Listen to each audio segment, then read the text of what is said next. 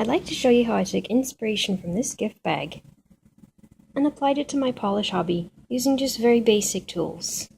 Since most of my polish hobby revolves around metal hair clips, I tend to use this magnetic tool holder on my desk to keep the polish clips in place while I'm working on them and while they're drying.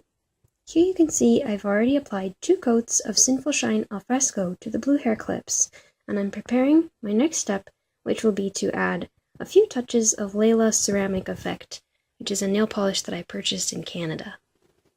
Here you can see I'm applying a light layer of this sort of translucent white glitter polish just to a few places to sort of accent it.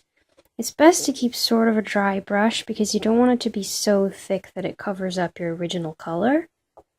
And you'll have to bear with me because I don't have any sort of professional environment for doing this work and holding the camera at the same time. So you can see I'm just using the basic brush that came in the nail polish bottle, and I'm doing a sloppy job just like anybody else would.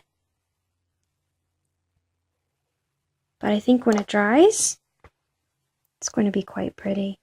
So, as you can see, the first hair clip looks pretty messy.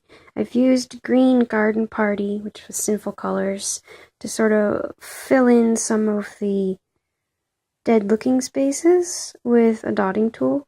You don't have to use a dotting tool. You could use a toothpick, or you could use a sewing needle or whatever. But it's pretty messy, and this is the point when I was doing my first set of clips where I thought, oh man, this isn't going to work out. I'm not an artist. I can't do the paintings or drawings or anything like that. It's just going to be a disaster. But don't worry, it really isn't as hard as it looks.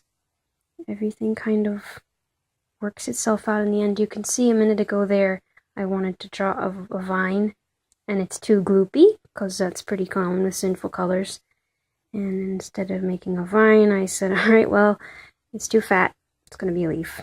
Now here you can see I've added a little bit of accent to some of the leaves with a lighter Sinful Colors Mint Tropics. This will just help to cover up a few of the really gloopy looking marks. And I'm just adding a few accents in the places where the green is the thickest. I don't want to go too overboard because it's a bright color and it's not really the color that I want to accent. But sometimes if you made a mistake that you really don't like, you can kind of cover it up with some of that green. As you can see, I've finished putting the flowers on the left hair clip. They'll still need their centers, of course, but you can kind of see just how much difference it makes between adding the green accents and then adding the white flowers on top. Just really kind of brings everything together. I'm just using this bottle of Wet n Wild that I've had for ages. I don't even know what the name is, but you could use any white or even another color. I really like this sort of natural appearance of the white. And I'm just going to pick a spot that doesn't have a whole lot of color, and with a very dry brush, I'm just going to put a few blobs. Need a little more paint than that. Just a few little blobs, and it's best to put 5 or any sort of odd number. I think it would be difficult to do anything more than 5, as in 7, because you're not going to have enough space with these itty-bitty little details to get 7 individual brush blobs for 7 petals. You could do 3. I'm not a big fan, but you could certainly do that. And I'm just going to kind of cover up some of the places that I'm not fond of with the petals. You don't want it to be too wet of a brush because, like you just see right here, kind of gets all over the place. It might be easier on your nails where you've got a flat space, but for me, with this big chunky brush and there's very small spaces on the sides of the clip, it's going to be really hard to get it just right. But I'm going to put just a little bit here. And again, if you don't get it exactly how you want it here, you can certainly do other things to fix your errors. You can go back with more green and add in spots in the green where you want to cover up some of that white that you made a mistake, or you can go over it with a second coat of white to kind of accentuate the parts that you want to be noticed, and then don't go over the spots that you don't want to be noticed. I'm going to add an orange, or maybe another color for this one. For the warmer colored clip that I showed you in the beginning, I added an orange center to the flower, and so that'll cover up some of the issues that I'm having in the middle. But yeah, you just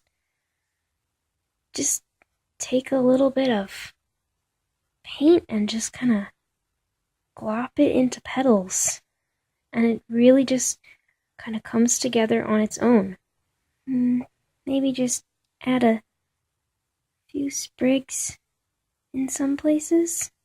Now the ceramic paint that I used, it's that's sort of translucent with white glitter on it. That really helps me a lot with disguising some of my more obvious mistakes and also providing that extra texture that I like. But if you don't have that, you can do more of this sort of poking at it to get it to have little sprigs of like baby's breath, or use your imagination.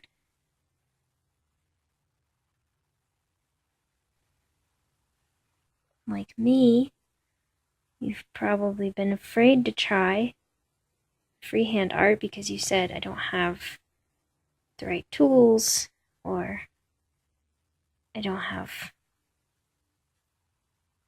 the artistic talent. Well, as you can see, you don't need it. All you need is a couple of gloopy brushes, some store brand polish, and a little bit of confidence. Alright, this is the last step. I want to thank you for putting up with my camera shaking as I'm trying to hold it and paint at the same time. I decided to use Simple Colors Pull Over for the flower centers. It's just a little bit cooler, which is a good match for the cool blue versus the sort of a salmony color that I had on the last one. You want to make sure for this step you either get a super dry brush that's not going to get drippy all over the place, or you might want, depending on your dexterity, just to use a dotting tool, or better, something more rough like a toothpick.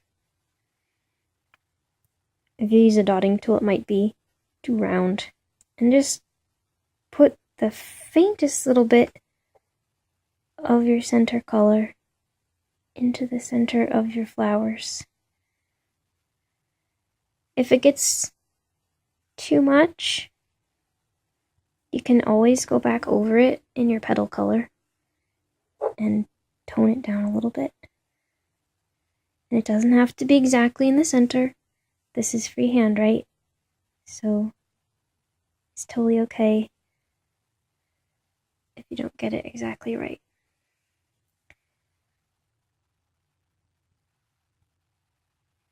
Alright. That wasn't so tough. So here's the finished product. They look a little bit like fried eggs.